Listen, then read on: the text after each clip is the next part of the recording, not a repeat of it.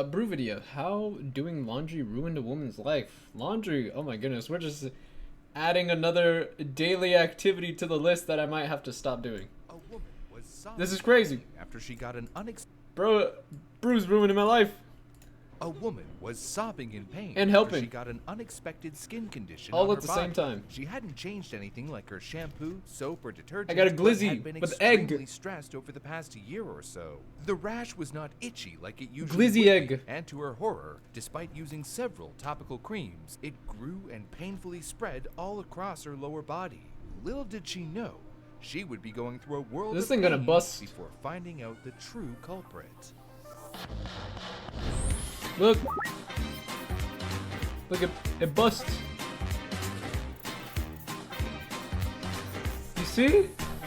Holy. When Yummy. Australian Reddit Ah, user Reddit it busted. Jen began experiencing an intense rash Ah. in her nether regions in November 2022, the 42-year-old Oh. took to the 30-plus skincare forum to find a solution for what she suspected was either contact dermatitis or some sort of chemical burn. At first, Jen thought it was from the bathroom cleaner, since she had sensitive skin that was prone to stress rashes. Her husband had been battling some intense bowel movements and had been cleaning the toilet seat with something called Exit Mold Extra Strength every time he used it, just to make sure it was Mold? extra clean.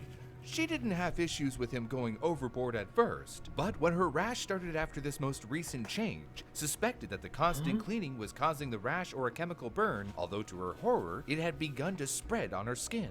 She asked her husband to stop using harsh cleaners and also began wiping down the seat with baby wipes before sitting down. Jen described the rash as not itchy at all. It's so painful I can barely walk. I am sensitive to stress hives, and this has been a hell of a year for stress. But I've never experienced anything like this, ever. For the rash, she tried Novasone ointment to I stop get the that. pain, which was her go-to for stress rashes. But it only made it worse. Walking felt unbearable. She also used an antiseptic cream as well as some moisturizer in an attempt to soothe the area, but absolutely No, this is like the worst spot too. Every time you walk, you gotta feel that shit, no? Especially like in shorts, pants, everything. Man, that sounds awful. Legs. I used to have a rash on my arm. I still get it sometimes. Usually happens when I get nervous. Sometimes I get like a bunch of random rashes, but I don't know. Nowadays they don't really pop up too much. But sometimes it used to pop up here like crazy, pretty badly. And other times like here or some shit. Man, I've never got it on my legs, but fuck that. It's like nothing. every time you walk. Oh, this was bad because every time you fucking. You know what I mean? Like that is bad. Unless you're like gaming, doesn't really matter. It's not too bad. So, shit was terrible like day to day. Nothing was working. She decided to Moist. Generic brand moist. to soothe the area. But absolutely Moist. nothing was working. Give me a bottle of moist. She decided to self-medicate and try Yummy. lidocaine, a local anesthetic cream, and take some antibiotics along with a painkiller. But her pain would ease for a few hours at a time, and the rash had almost spread to her lower thigh area by this point. Ugh. Jen's sister suggested yet another cream, but she hadn't tried it yet, and Bro. didn't want to go to the chemist. I feel like creams make rashes and shit worse. For me. Like whenever I had my rash, I remember I put a cream and the fucking thing like grew so much. I was like, maybe it's just like settling in. I used it for like a week and it just got worse and worse. So I was like, you know what? I'm just gonna not. So I just didn't. And it got smaller. And then just one day I forgot about it and it just disappeared. That's like usually how it happens. It's just like, I notice it's there and I'm like, ah, fuck. And I'm like, man, I should do something about it. I do something about it. And then it gets worse and I'm like, fuck. And I forget about it. And then it's gone. It happens every time. It's happened like 4 times in my life. It's just weird. For another ointment due to the pain she was experiencing I hate when that shit. walking. She was also That shit reluctant to sucks. go to her family doctor due to the placement of the rash and, desperate, resorted to asking for help from internet strangers. I honestly can't Bro. think of anything that could cause it If I get one on the legs, I hope I just like DC for a while. Like I hope my brain just fucking shuts off every feeling. Bro, I'm telling you, the chafing of like pants and shit, I don't wear pants, but just even sweats would feel fucking terrible. No. Except the cleaner.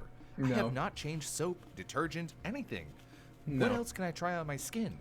Any advice very much welcome. Thanks heaps. Commenters on Reddit urged the poster to go to her doctor or an urgent care clinic, speculating it might very well be a chemical burn that might spread further and get True. even worse. Jen responded, saying that she had been stubbornly avoiding the doctor due to her embarrassment. Later that day, after some comments reassuring her that medical professionals would have seen worse but would know the best. I don't understand the embarrassment. But, well, I guess kind of. I fucking hate going to the doctors, man. Fuck the doctors. Like, the office, you gotta wait. You gotta chill with everybody else who's sick. And you're like, oh, man, maybe I'm gonna get even more sick. And then you get in. They check your weight. Oh, man. Uh-oh, here we go. And they just, like, all these questions about eyes. 6, like, 6 foot, 5, 11, whatever the fuck. It's like, I don't know. I'm dying. Help. Like, I need, I don't know what I need, but I need some, please. Best next steps after examining. I gotta know why, but come on, man. I gotta go. We made a cake and realized we have no vegetable oil. So, substitute for canola oil. Does that work? Oil's oil, I guess. It's just like buttery or more thicker. I don't know. How the fuck would that? That's scary. Okay. Her condition, she finally opted to talk to a nurse over the phone who booked her doctor's appointment for the same day. Little did she know, her quick trip to the doctor would reveal that her situation was much worse. After the urging of some internet strangers, Jen had finally made it to the doctor's office on a Sunday afternoon. After her examination, she wrote an update on Reddit. It is a chemical burn, with a possible staph infection, which I didn't see coming. It was still spreading. The doctor wanted to send me to the hospital for stronger pain relief, but the topical analgesic is working wonders. She thanked commenters, saying that it was obvious after her doctor's appointment that it wasn't going to just heal up on its own and could have gotten much worse without treatment. The appointment was an awkward visit for her, but not as embarrassing as Jen had played out in her head. So it's a chemical burn and chemical burn and staph infection. Holy shit, that's disgusting. I don't think I've ever had a staph infection. Even if I did, I wouldn't have get it checked up, I don't think. Maybe, I don't know. Maybe I did have one. I don't know. Fuck. Pain was subsiding, and the doctor had continued to follow up with her, even though it was a weekend night. However, looks pretty it took bad, a turn for the worse. Jen was still in pain. After her initial doctor appointment, she had been to see two more doctors in the following weeks, but nothing they prescribed worked. None of the medication they had tried, including antifungals, antibiotics, and different types of steroid ointments, stopped the excruciating rashes spread. She even had a lidocaine ointment prescribed for the pain. However, while it worked to alleviate the pain, applying it was a different challenge. She said, "It was so painful, I was crying while applying it." The area itself wasn't healing, and blisters along with signs of infection began developing in the area. Her own general practitioner, who felt lost after all the trial and error, had to personally call a dermatologist to book an emergency appointment for the next day, telling them she hadn't seen anything like her rash in 30 years. The dermatologist's office was only a brisk 15-minute walk from her home, but the pain was too unbearable, so her sister had to drive from a whole 45 minutes away to give her a ride for the 5 minutes it took to get to the dermatologist. A single glance from the dermatologist was all it took for a proper diagnosis and finally getting to the bottom of the situation.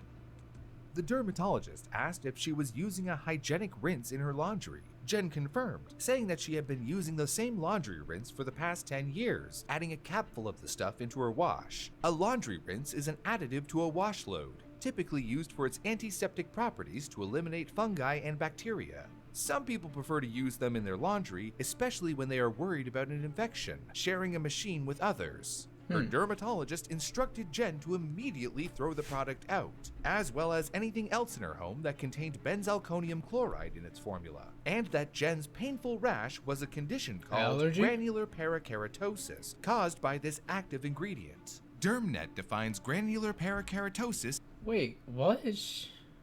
She had it for like a decade, no?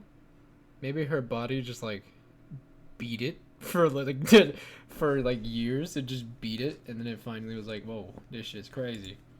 As an uncommon red and scaly skin condition that mainly affects body folds, most often the armpits. Mostly presenting in middle-aged women, it is generally caused by friction, blockages in blood vessels, and sweating, but has been known to be caused by irritants found in residue from products with BAK that aren't properly rinsed off in the laundry cycle. According to NIH's National Library of Medicine, it's an unusual reaction that could suddenly appear, and since responses to treatments have been inconsistent, removing the source of the reaction is typically the first attempted strategy with patients. So how was the dermatologist able to tell what's going on right away when multiple doctors couldn't reach a conclusion? And why would anyone suddenly develop a serious condition from something they've been using to wash their clothes for years on end? For dermatologists, the answer is simple. Jen's situation is actually quite common. Associate Professor Rosemary Nixon and Dr. Kajal Patel from the Skin Health Institute say we're seeing an uptick in patients coming in with skin irritation specifically caused by a sensitivity to antiseptic laundry rinses and other disinfecting products containing BAK. And the pandemic hasn't helped. We are now more cautious of germs than ever before, but have taken germ precautions to an extreme. Shouldn't the machine's rinse cycle wash the product off though? Not necessarily. The amount of water used drastically depends on your type of washing machine, and with the wrong combination, it's easy to overuse your laundry detergent. When you use a high-efficiency laundry detergents that have a much more condensed formula, the residue doesn't necessarily wash away during a normal rinse cycle, since there isn't enough water to dilute the detergent, leading to buildup on your machine and your clothes. The repeated exposure and rubbing on the skin of any residue left on your clothes can cause irritation. Those with a history of eczema have an increased risk of infection because as the upper layer of skin becomes irritated and flares up, the epidermal barrier leaves more room for irritants to enter, causing a vicious cycle of irritation. So what? That's what people tell me I have sometimes. Fucking eczema. That shit sounds fucking annoying. Also, it got me thinking, maybe fucking it was a laundry thing. Now this is gonna fuck with my head that my laundry like make me itchy. Cause I don't know what it is. I always try to find out and I can't. I should probably go, but you know, see the way my bank account's working. It's just rinse cycle, since there isn't enough water to dilute the detergent, leading to buildup on your machine and your clothes. The repeated exposure and rubbing on the skin of any residue left on your clothes can cause irritation. Those with a history of eczema have an increased risk of infection because as the upper layer of skin becomes irritated and flares up, the epidermal barrier leaves more room for irritants to enter, causing a vicious cycle of irritation. So what happened to Jen? Her dermatologist told her to throw out the laundry rinse and rewash all her clothes, towels, linen, everything with an extra rinse. Jen wrote, "Obviously it stays in the fabric. I can see now it started with my underwear, yoga pants, and jeans, all washed with a capful of Caniston." The derm said she had seen more cases of this in the last few years, sudden sensitivity to benzalkonium chloride. It's also in the Dettol spray and wipe I use to clean with, and apparently some hand sanitizers, even some cosmetics. The blisters were not blisters, but dermatitis plaques. They have started to heal now, but are still painful. The redness is fading too, 9 days after I threw out everything containing BAK and rewashed everything that touches my skin. I wouldn't wish this experience on my worst enemy. So how do we prevent skin irritation when washing our laundry? Less is more in most cases. Using too many add-ons to... No, that's just, I mean, this is a fucking nightmare for me. Rashes are bad enough. Whenever I get that shit, it's the worst fucking, like, half a year of my life. It's always like half a year. It never sticks around for longer. It's never a full year. It's always just like half. It's fucking weird. Your laundry will shit cause sucks. a starchy... Couldn't imagine that shit with a fucking infection on top of it. Buildup, leading to uncomfortable clothes that rub against your skin. New York Times reporters who vigorously tested different washing machines suggest using 2 tablespoons of detergent at most per load, exceeding 12 pounds. But 1 tablespoon is a general rule of thumb. Liquid detergent is recommended over pod types, as you have control over the amount of detergent used, since laundry pods typically have a lot more detergent than necessary. Some products will even suggest using more than needed on the label. Dr. Lee Chun of the Sydney Skin Clinic also suggests avoiding terms like optical brightness or sensational whitening when looking for a detergent. Items that claim to be eco-friendly or gentle might not actually be. Cleaning the washing machine itself with hot water and baking soda to remove remaining detergent residue and running Baking clothing soda, through the we got washer baking twice to soda. ensure they are clean are also things you can do if there already is some buildup. And throwing in a bunch of additives like a scent booster with our wash is generally just adding more irritants to the cycle. In the US and EU, there are no laws that require a company to disclose specific ingredients in cleaning products, so manufacturers often opt to use generic categories like surfactant, perfume, and dye. For rashes caused by irritants, Healthline suggests using over-the-counter steroid creams, calamine lotion, antihistamines, an oatmeal bath, and a wet towel compress to relieve symptoms. However, just like Jen, it might make more sense to consult a health professional if you suddenly develop a skin condition. As with most things, being well informed of what is in the products you are using is vital. People who are more prone to allergic reactions or irritation should be Gamba. I love how Gamble's just in here. Because that's what my mind is. It's just like, it's a gamble, man. That's crazy. I didn't know, like, only the US and EU have these. And they're not regulated either. Or maybe they are lightly. more cautious about what they put on their bodies, even. Well, maybe they are regulated and it's just like a certain, it's like person to person. So there's like, if it doesn't affect you, then it's pretty good. If it doesn't, then it's chilling. Washing one's You know? clothes. With these helpful tips, we can hopefully unsubscribe to any itchiness. Based on our last True. video, Ooh, we poll. put a poll on Twitter asking if you were stuck in the hospital for 13 years and could only watch one show, which one Oh man, that ain't even a fucking question. Simpsons easily. Bro, what? That's not even a fucking question. Simpsons shits on all of these. Day, night, evening, afternoon, fucking next year, this year, last year, future. I don't give a fuck. The Simpsons shits on all of them. Easily, bro. The Simpsons goes hard. Especially like the first 4 or 5 seasons. Man, fuck. would it be? And you might be wondering why we have Barney as an option. Well, I'm wondering why 9 of you actually chose it. One viewer commented, "Is this about the guy who hated the shit out of Barney?" You guessed it. He hated it so much, in fact, that it helped him wake up from a 13-year-long coma. Click the link on your screen to see the full story. What, the one about the Roomba and bathroom lady? I don't think that's the one. Interesting. Bro, that is not a question. Like, The Office has its moments. Friends even has its moments. Barney's got Friends. Like, they just ain't got shit on Simpsons though, man. Some Simpsons did it first, man. They just got me in the suckers.